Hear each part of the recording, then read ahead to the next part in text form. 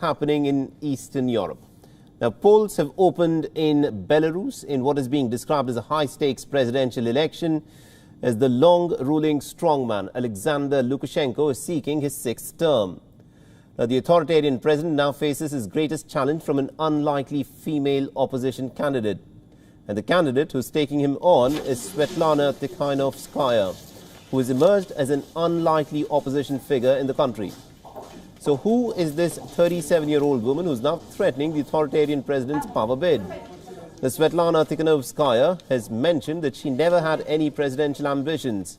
Her husband, who is a popular blogger, Sergei Tikhanavskaya, was one of Lukashenko's challengers, but Sergei was jailed and barred from running in the elections. It was then that Svetlana decided to take the plunge and replace her husband. The Svetlana Tikhanavskaya, who has become the face of change, has even sent her two children abroad for what are being described as safety reasons.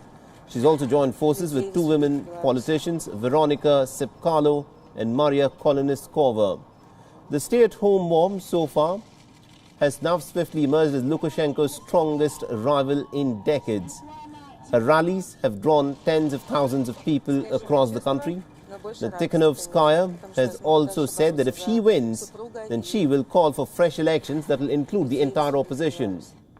Her presidential bid has given rise to an informal new protest movement, as many are calling for change in the ex-Soviet nation. But many believe that this may not go down well with the current president. The incumbent, Lukashenko, has been ruling Belarus since 1994. He is also referred to as Europe's last dictator. The Tikhanovskaya isn't the only challenge that the incumbent president is facing. Despite thousands of coronavirus infections, Lukashenko has dismissed the pandemic as nothing more than a little hoax. Now, ahead of the vote, he's even warned that dissent will not be tolerated and that he would not give up his beloved Belarus. The crackdown has already begun as authorities have arrested Svetlana Tikhanovskaya's campaign manager.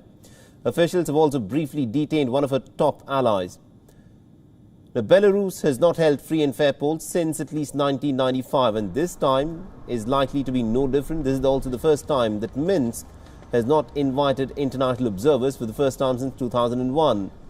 The political observers have said that there is little doubt that Lukashenko will rig today's vote in the absence of international observers.